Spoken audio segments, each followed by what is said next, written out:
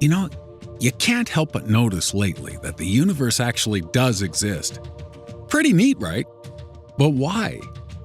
Why does anything exist? Isn't it equally, if not more likely, that nothing should exist instead? Or is there something fundamental about the nature of reality, which means the universe was destined to begin and endure? Let's find out as we ask, why does the universe exist?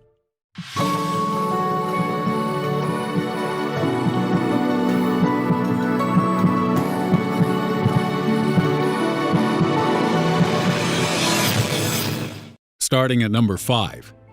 There's no such thing as nothing. The Big Bang is the most commonly accepted explanation as to how our universe sprang into existence. But what triggered this spectacular event? Why did the Big Bang even occur at all? Surely it's easier for nothing to happen than something. Otherwise, it wouldn't be so satisfying when your friends cancel your plans. Oh, I don't have to leave the house and get dressed and shower. Oh, thank God. But according to quantum mechanics, which is the study of super tiny business that even ants don't know about, the idea of nothingness persisting for all time is unrealistic, as there's no such thing as empty space. Even in a perfect vacuum, there are particles and antiparticles which flash in and out of existence. They come from nowhere, and they return to nowhere once they're done. We've never been able to observe such particles for very long because they're incredibly unstable. But this just goes to show how things can genuinely appear out of nothing. So, even if there was an endless void in place before the universe flashed into existence, that condition, it turns out, is as fertile as compost when it comes to sprouting particles, planets, and universes. But where did our universe and these phantom particles come from? If there was genuinely nothing on our plane of existence, then did our universe arrive here from somewhere else? And if so, what's to stop it happening again? Ooh, double universe! That sounds so fun. At number 4, because nothing is unstable. Another field which attempts to explain why the universe exists is general relativity, although she and quantum mechanics rarely make for cozy bedfellows.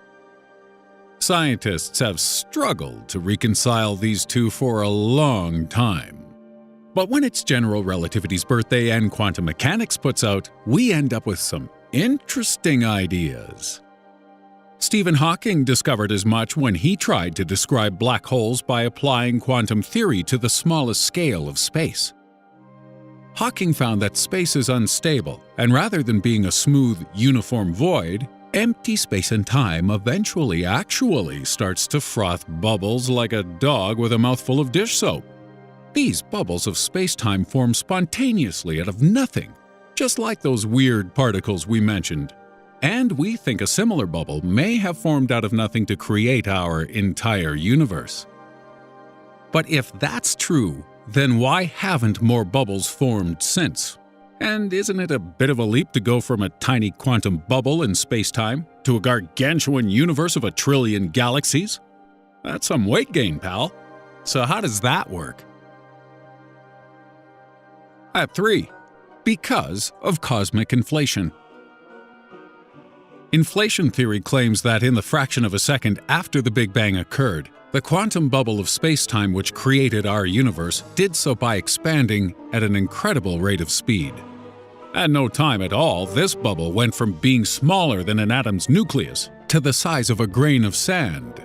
And while this may not sound like much, it's actually mind-blowing.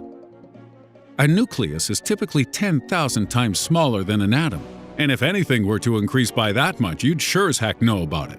It's like a pea suddenly expanding to the size of a sports stadium. And this is just the difference between a nucleus and an atom. In a single grain of sand, there are 50 million atoms. That's 50 quintillion, or 50 with 18 zeros after it. So, Just one tiny pea will blow up to form 50 quintillion Fenway Parks, Old Trafford's, and wherever the heck the Toronto Argonauts are playing this year, all in a fraction of a second.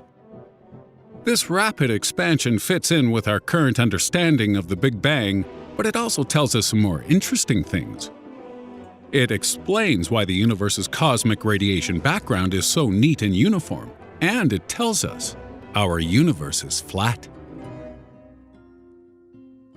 At 2, because we're flat.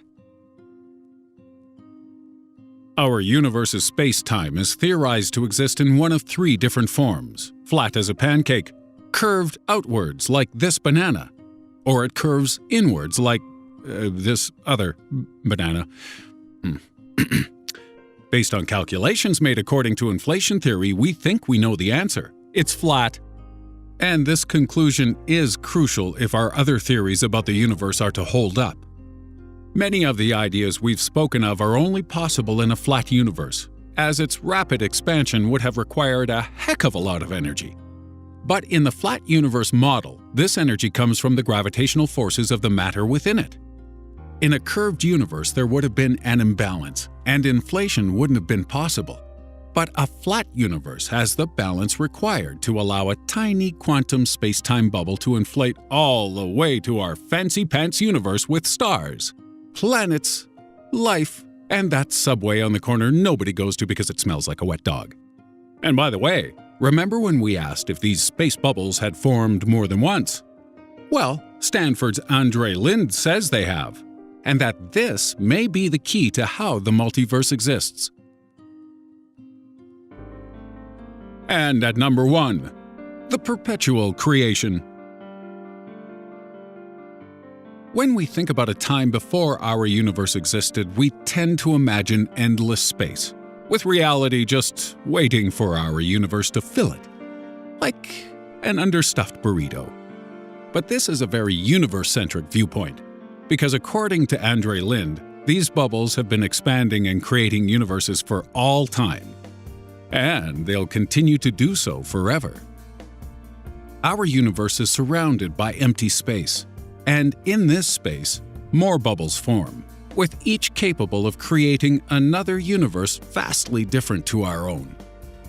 In these universes, there may be 8, 9, or 10 dimensions instead of our 4. They might have a completely unique array of matter. Gravity might be purple. 4chan might be a wholesome Christian activity board. Everything is possible if the inflation theory is correct. And due to the bizarre nature of space-time, these other universes may exist on the same level of existence, or on a completely new plane to our own.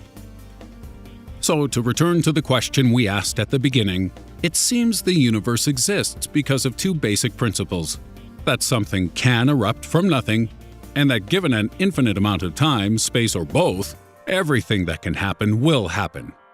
Therefore, it is simply impossible for universes to never come into existence if you waited around long enough. And the reason we are here to question this is because we just happened to be created in one of the moments when something happened. But is this a coincidence? Or is there something else to the universe we've not quite hit on yet? Obviously, without the conditions for life, we would never be able to know what the universe is, because we wouldn't exist. But would the universe exist if we were not here to perceive it? We're going to explore this idea in our bonus video, The Conscious Universe, which you can watch on our Patreon page at patreon.com/strange mysteries. For a $2 a month pledge, which you can cancel at any time, you'll get to watch this and all our bonus content, which goes deeper and darker into every topic than YouTube allows. If you don't want to donate, then it's cool. We won't stop perceiving the universe just to be spiteful, but we will strive to continue to provide the best content possible under YouTube's restrictions. As you'll find out by watching our recent video on the meaning of life in relation to the universe.